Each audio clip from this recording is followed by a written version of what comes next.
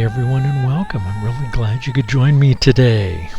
I'm remaking Dragon's Blood Resin Soap, which I haven't made in about 2 years. It's one of my favorites to make because, well, quite frankly, it's not the easiest to make, but it's also not very complicated. You have to first dissolve the resin, and unlike other resins, I find it much easier to work with. Pine resin, frankincense resin, myrrh, all tend to be so very sticky that they can ruin, or at least make it very difficult to clean, your whatever vessel you're using to heat it in. Well, as you can see here, I'm using my all-clad double boiler.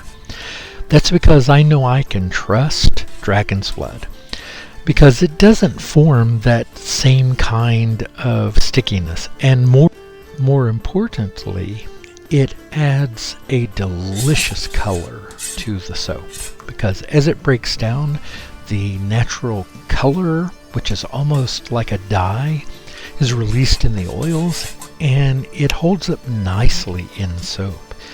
As a matter of fact, it won't be a true red, it'll be more of a orange burnt color, which I quite frankly like. But because of that, it doesn't require any artificial colors. We just go with what it gives us naturally. Now, the base of this I am going to color with activated charcoal. So I'll be separating out part of this and adding activated charcoal. Unfortunately, you don't get to see that process because I thought the camera was on when the camera was indeed off. So you won't get to see me mixing up the various constituents. I was going to add red reef clay to this as well, but I just forgot and didn't end up adding it. You'll see the jar sitting there, but actually ended up forgetting it. But I didn't really need it in the long run, because I was going to try to give this more of a red color, but I actually like what the Dragon's Blood did here. And again, the base is just activated charcoal, and the red is just the Dragon's Blood. And the scent coming off of this is just delicious. If you like the scent of Dragon's Blood, you will love this. Now, while cutting the loaves here, the loaf tilted, and I actually cut the first loaf unevenly, and you'll see it's got kind of a lump in it. I was able to take care of that, of course, with some shaving, but just wanted to explain why it looks kind of lopsided there. That was my fault, of course. I need to be a little more careful with the mold. Matter of fact, I've thought about mounting this mold on a board or something so that it doesn't move, because it is lightweight and it does tend to shift around and move a lot while cutting soap.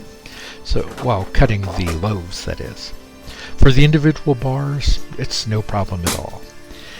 And I was really quite pleased with how these came out. And the scent is very, very pronounced. You can really smell that Dragon's Blood resin, and I think the colors came out quite nice. It doesn't show up here on my video camera quite as nicely as it does in the photograph, which shows its true color. It's a much more intense kind of orange red, where here in these photos it looks a little more sherbet colored. Now, I don't know that these colors will stay absolute. I have noticed in the past that Dragon's Blood, as well as some other resins, after a few months they do tend to shift a little bit to a lighter color, and that's okay. I don't mind that at all, but it's just something that I like to mention. But if you're not using real resins in your soaps, I suggest you give it a try if you are a soap maker. If you're not, and you're just someone who wants to try it, well, it'll be in the shop next. But overall, I really enjoyed putting this together. It's been busy here on the farm. As I mentioned in the previous videos, there was a lot of damage here due to the ice storm. And I'm still dealing with ramifications of that. As a matter of fact, another big branch snapped, just missed my house, off a big bodark tree, and that's a branch you don't want hitting your house. And I was really sorry to see it. It must have been cracked in the storm, and then we had some winds the last few days, and I guess the branch just gave way. And it's a big one, but again, it didn't do any damage. Well, it did actually. It destroyed a big plant, not a stand, but a plant frame that I have for peas and things like that. It destroyed that. But other than that, it didn't really do any harm. The biggest and perhaps the most heartbreaking aspect of all of it is that it destroyed some squirrel nests and a lot of birds' nests. It's really a sad thing to see when you see these animals looking for their nests. And if I had a way to put the trees back up so that they had access to them, I would do that. But unfortunately, I'm not strong enough nor skilled in that, and so they're going to have to build new nests. But I hope where you are, the weather is cooperating. It's still pretty chilly here. Winter is having its last hurrahs. February is generally the coldest month here in Northeast Texas. And then we start moving into our spring temperatures. And I'm really looking forward to it. I have some wonderful plans for taking you on some tours of the garden, some herbs, and some future concoctions. But more than anything, it'll be nice to get outside again.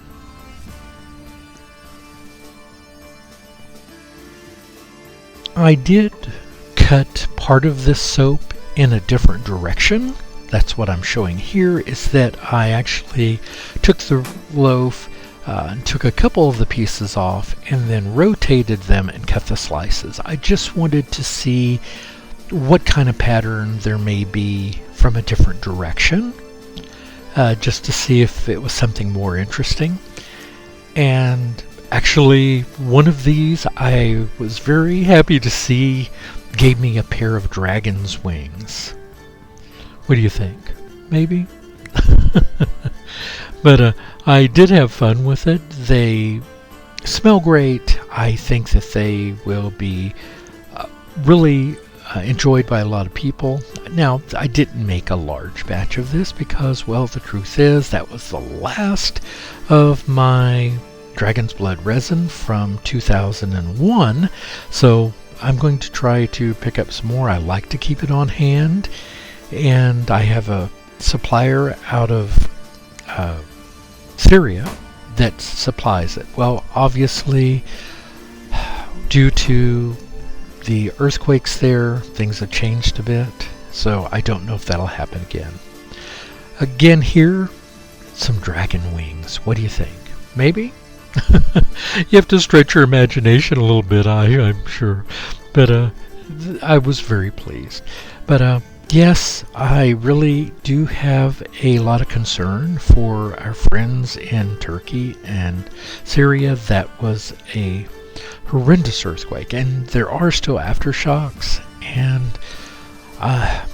the fact that they're not really finding many survivors anymore is very scary. 30,000 plus people have been lost. That's just unfathomable, but that's the world we live in. And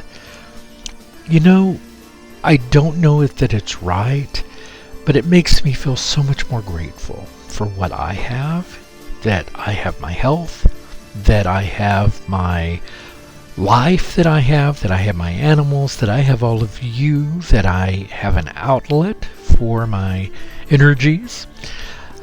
When I left my job after all those years, I was a little frightened on how I would fill my time, on what I would do with my days. I mean, I knew what I was going to do on